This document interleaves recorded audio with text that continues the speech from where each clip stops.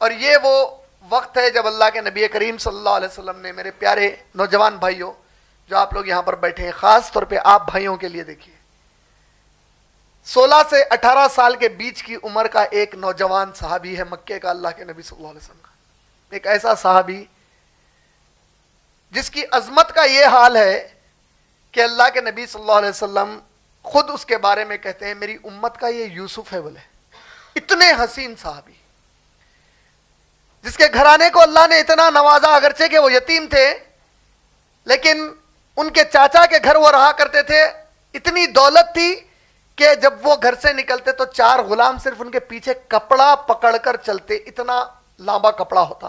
اس زمانے میں لمبا کپڑا پہننا شان مانی جاتی تھی، آپ کا اسٹیٹس سمبل تھا، کتنا لمبا پیچھے کپڑا پکڑ رہے ہیں اور کتنے غلام اسے پکڑ کر چل رہے ہیں، آپ کے پیچھے 4 غلام پکڑ کر چل رہے ہیں۔ ایسی خوشبو لگاتے کہ اکثر مکے کے لوگ دوسری گلی میں سونگھ کر کہتے کہ ارے لگتا ہے ادھر سے وہ جو صحابی جا رہے ہیں، ان کا نام لے کر کہتے وہ جا رہے ہیں۔ ایسی جوتی پہنتے کہ ان کے بارے میں مشہور تھا، پھر اگلے بار ان کے پیر میں وہ جوتی کبھی نہیں دکھی۔ ان کا کپڑا اس وقت یمن سے آتا۔ اب یہ نوجوان صحابی جب اسلام قبول کرتے ہیں تو ان کے گھر والوں نے انہیں نکال دیا، یہاں تک کہ والدہ نے کہا کہ کمبخت، کھاتا پیتا ہماری ہے اور جا رہا ہے وہ محمد صلی اللہ علیہ وسلم کے پاس، ہم اب تیری ہر چیز واپس لے لیں گے۔ کہا لے لیجئے ہر چیز واپس، یہاں تک کہ ان کے آنگ کے کپڑے انہوں نے اتار دیے، تو آپ اکیلے کمرے میں بند رہتے تھے۔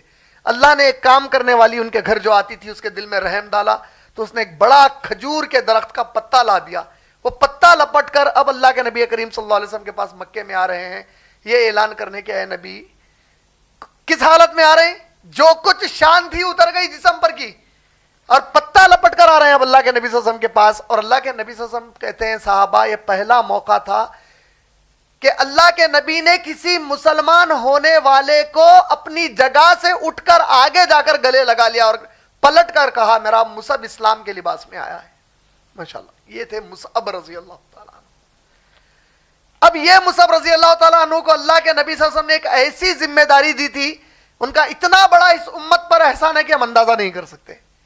نوجوان کہہ رہا ہوں میں بار بار، 16 سے 18 سال، اور آپ لوگ اپنی جوانی کو یہ ٹائم پر کہاں ڈالے، میں کہاں ڈالا، ہم پر لعنت اللہ نے بھیجی ہوگی جس وقت ہم یہ گندگی کرتے تھے۔ اللہ کا شکر ہے کہ اللہ تعالیٰ آج ہم کو توفیق دے رہے ہیں۔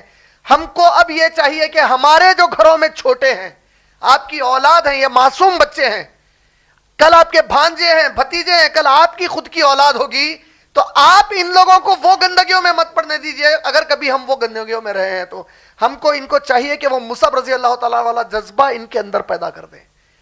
اب یہ مصعب رضی اللہ تعالیٰ عنہ کو اللہ کے نبی صلی اللہ علیہ وسلم نے بلایا اور کہا کہ اے مصعب ان 70 لوگوں کے ساتھ مدینہ جاؤ اور تم وہاں پر باقی کے لوگوں میں میرے دین کی دعوت کو پیش کرنا۔ پہلے داعی اسلام جسے اللہ کے نبی صلی اللہ علیہ وسلم نے مکے کے باہر بھیجا۔ اور جب مصعب رضی اللہ تعالیٰ عنہ مدینہ طیبہ گئے تو وہاں پر وہ الگ الگ مقامات پر جاتے اور دعوت کا کام کرتے ہیں۔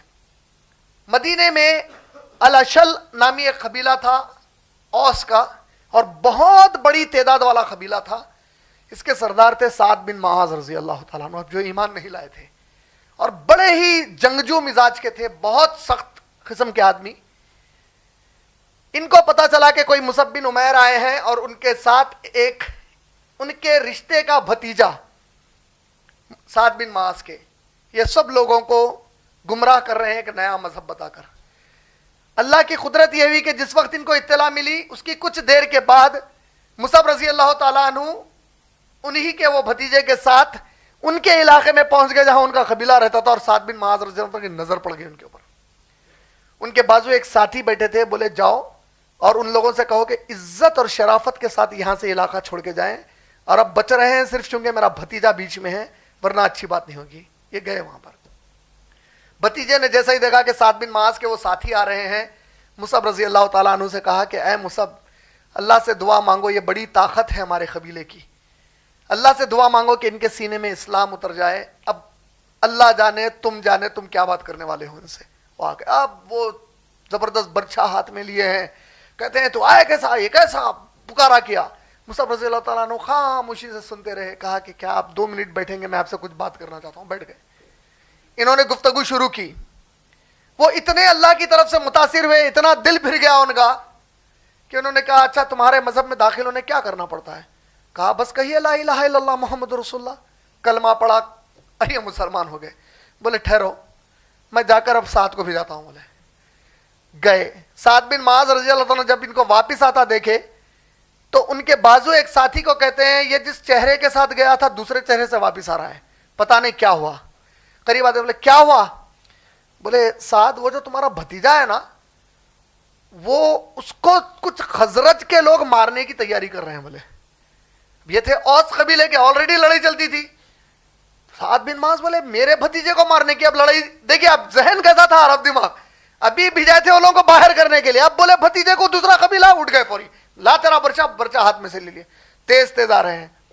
بھتیجے نے کہا دیکھو یہ میرے رشتے کے چاچا ہیں اور یہ سب سے بڑے ہیں اس قبیلے کے، مصعب اللہ سے دعا مانگو کہ یہ پلٹ جائیں، اگر یہ پلٹ جائیں تو سمجھ جاؤ کہ مدینہ پورا ہمارے حوالے ہو جانے والا ہے۔ اس کے بعد سعد بن معاذ فوری غصے سے قریب آئے، قریب آ کر تھوڑی دیر خاموش ہو گئے اور دل ہی دل میں سعد بن معاذ کہتے ہیں کہ اچھا اس کمبخت نے مجھے جھوٹ کہہ کر بھیجا ہے، یہاں کوئی آثار ہی نہیں دکھ رہے ہیں دھمکی والے، یہ تو اتنے اطمینان سے کھڑا ہے میرا بھتیجا۔ بولے چل ٹھیک ہے، کیوں آیا ہے میرے علاقے میں؟ وہ خاموش تھے۔ بھتیجے دیکھ تو ناجائز فائدہ نہ اٹھانا میرے رشتہ داری کا، تم دونوں یہاں سے نکل جاؤ، تمہارے لیے اسی میں بھلائی ہے ورنہ اچھی بات نہیں ہوگی۔ وہی پہلوانی والا انداز، پھر سے مصعب رضی اللہ تعالیٰ نے وہی بھولے پیارے انداز میں کہا کیا میں آپ سے 1-2 منٹ بات کر سکتا ہوں؟ اور وہ بیٹھ گئے اور مصعب رضی اللہ تعالیٰ عنہ نے جتنی ان کو قرآن کی آیتیں یاد تھی جو حفظ کر چکے تھے، نبی صلی اللہ علیہ وسلم پر جتنی آیتیں نازل ہوئی تھیں اس میں سے الگ الگ مقامات سے قرآن کی آیتوں کی تلاوت کرنا شروع کر دی ہے۔ اور اچانک سعد بن معاذ رضی اللہ تعالیٰ عنہ کے آنکھوں سے آنسو بہنے لگ گئے۔ کہا کہ تمہارے مذہب میں داخل ہونے کیا کرنا پڑتا ہے؟ کہا کلمہ پڑھیے۔ کلمہ پڑھ دیے ماشاءاللہ۔ کہا تم لوگ یہیں بیٹھو۔ اب واپس گئے اور کہا کہ میرے تمام قبیلے والوں کو جمع کرو۔ اب سارا قبیلہ جمع ہو گیا بہت بڑی تعداد میں۔ کہا کہ میں تم لوگوں کو کس قسم کا آدمی لگتا ہوں؟ سب نے کہا سعد آپ تو ہمارے سردار ہو، آپ سے بڑا عقل والا آدمی اس پورے شہر مدینہ میں کہیں نہیں ہے۔ بولے مدینے کا نام اس وقت یثرب تھا، سارے یثرب میں اتنا عقل مند اتنی حکمت والا کوئی آدمی نہیں ہے۔ میرے فیصلوں کے بارے میں کیا کہتے ہو؟ کہا آپ کبھی کوئی غلط فیصلہ نہیں کرتے، آپ کے فیصلے بڑے حق والے فیصلے ہوتے ہیں۔